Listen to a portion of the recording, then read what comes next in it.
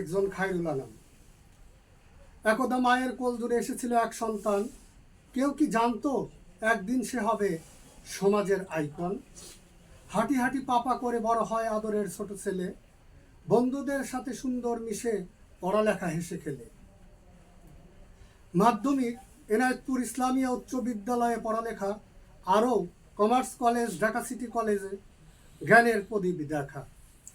1994 SSC batch, সবার প্রিয় মুখ, ছাত্র শিক্ষক এলাকার মানুষ তাকে পেলে পায় সুখ।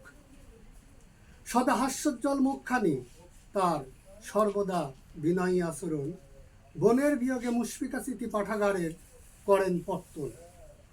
জন্মেছিলেন সিরাজগঞ্জে, সে যে কৃতি সন্তান জেলার, চিন্তাই ছিল দেশ, জাতি, মানুষ ও সুন্দর সমাজ গড়ার।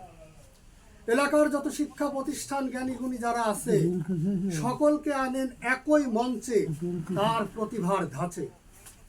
দেশ বিদেশ, ঢাকা থেকেও আনেন অনেক জ্ঞানী, শিক্ষাগুরু, মুক্তিযোদ্ধা, ভাইস চ্যান্সেলর, ডক্টর, জ্যোতির্বিজ্ঞানী সহ কামাল লোহানীর মতো গুণী।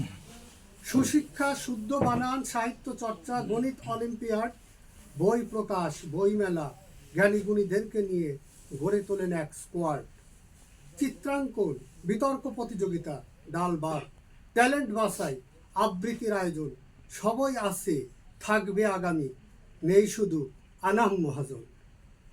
সাহিত্যের পাশাপাশি সমাজ সংস্কারক, রুগী, করোনায় সেবাদান, হৃদয়ে স্বপ্ন সুন্দর করে সাজাবে গ্রামের কবরস্থান। কবরস্থানে মসজিদ হবে, ঈদগাহ মাঠ, হাফেজিয়া মাদ্রাসা, সব স্বপ্ন এত দ্রুত শেষ, সমাপ্তি সব আশা।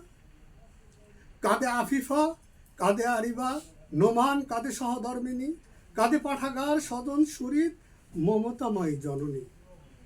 কাঁদে কবিমন, কাঁদে গুরুজন, কাঁদে ভাই বোন যত, কত স্মৃতি তার নহে ভুলিবার, মনে পড়ে অবিরত।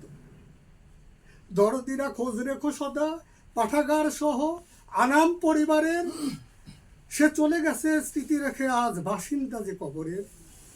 তার জীবনের যদি থাকে ভুল, ক্ষমা করে দিও তারে, মনে করে তার কর্মজীবন, দোয়া করো প্রাণ ভরে।